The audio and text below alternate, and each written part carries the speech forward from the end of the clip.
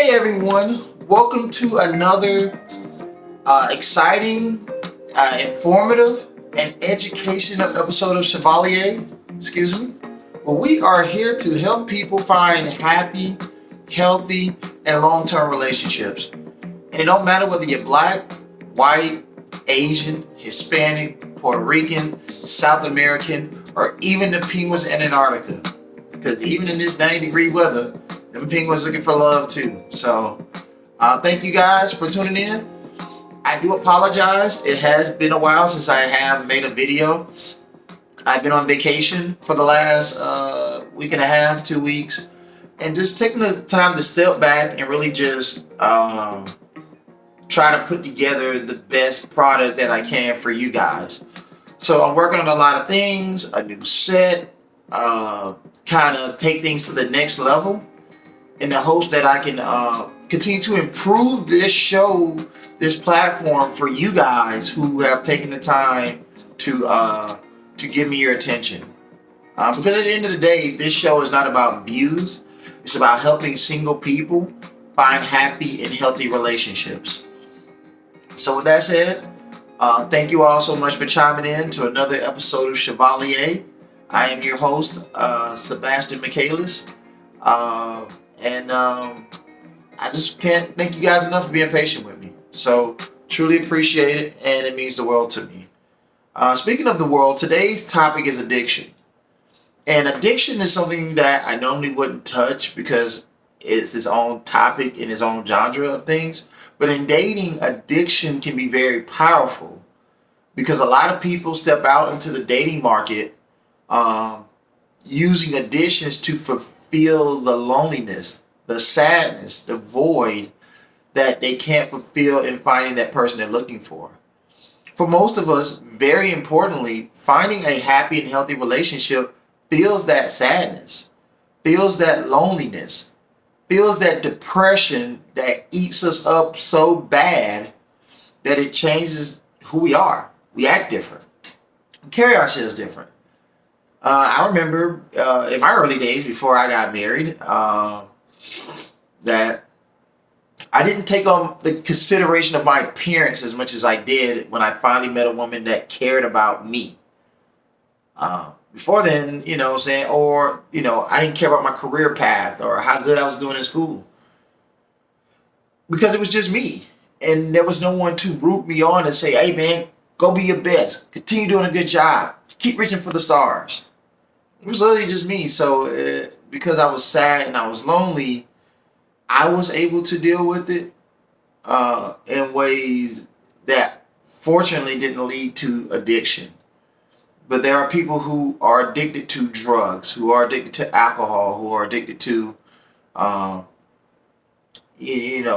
things that, do nothing but tear you down rather than build you up.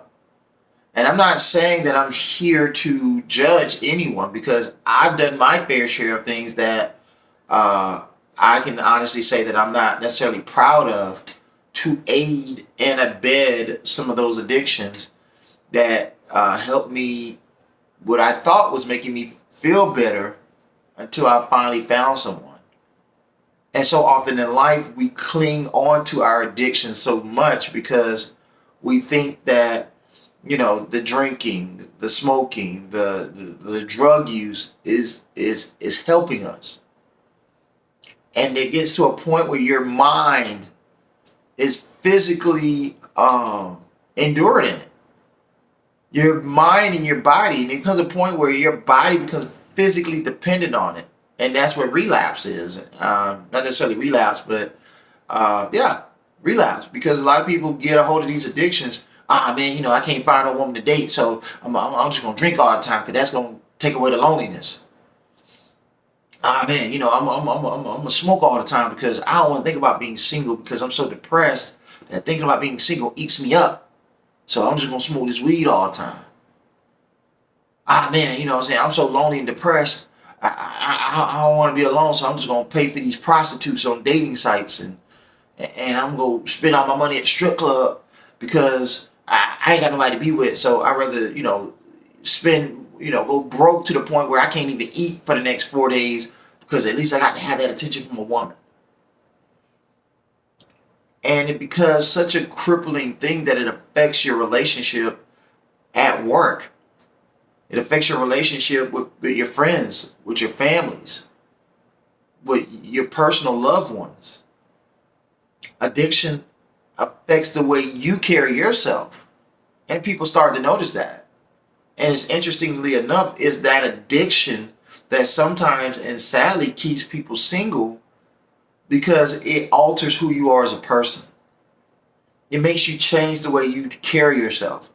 It makes you change the way you treat people. But most importantly, it deteriorates your good nature, your ability to make good decisions, your ability to treat people right and treat people in a manner in which they can be happy with you. Because let's be honest, like anything else in life, there is no happiness in being with someone that doesn't love and appreciate you. There is no happiness with being with someone who gets disrespectful. When they get drunk, people get angry and mad and they get violent. Addictions can destroy people. Addictions can tear people down to the point where finding someone for you becomes more difficult than anything else. It becomes almost detrimental, and at the end of the day, it becomes the one thing that's keeping you single. Because of that destruction, because of that pain and feeling that I need to medicate myself instead of saying, hey, I need to get out here and go to places. What do I always talk about? Go places, meet people, step outside of your comfort zone to put yourself in a situation so you can meet and be with the type of women you want. Surround yourself with positive people, like-minded people, people that feel the same way you feel, who want the same things you want, who need the same things you need, and want to create a positive space. Like, hey man, you're at home on Saturday, let's go hang out at a club. Hey man, you're not doing nothing this Saturday, let's go to the park. Hey man, you're not doing anything, let's go to a bar, let's go to a restaurant, let's go get something to eat. Let's put ourselves in a position to meet the type of women that we want to meet for the purpose of the type of relationship we want to have. And that's why I did the whole spectrum of the wolf pack. Putting you in a situation to meet the type of people you want to meet so you can finally find these relationships. So you can be with these type of women. So you can find the type of love you need in order to be happy. Addictions can tear people apart. Addictions can cause people to lose jobs, lose friends, lose family members. And I'm not saying, and again, I'm not here to judge. I'm just here to talk about how addictions can destroy people who are looking for happy and healthy relationships. Get help. Obviously, in the day and age of the internet, there are tons of services that can help you deal with these addictions. Surround yourself around friends and family members who want to make you better from these addictions. But most importantly, find people who have been through what you've been through and are also trying to overcome these problems. Addictions can tear people apart in a way that, unfortunately, sometimes they're not able to recover from. So let's surround ourselves with those that love us, that care about us, and let's use those resources to better ourselves so we can grow and be in a better position of finding the type of happy and healthy relationships that will hopefully make us better people. So, as always, thank you guys so much. I know it's been a minute since I've been here. And like I said, I needed to take a time off to kind of decompress for a second. But I'm back on a regular schedule, Thursdays and Sundays. And till next time, peace. We are gone. Yeah, I can't get this thing to work right. And it's playing the song I ain't even playing. Okay. There we go. Well, go. My dance moves ain't hip, but I'm trying. Alright guys, enjoy your summer. The doors to summer. Peace out.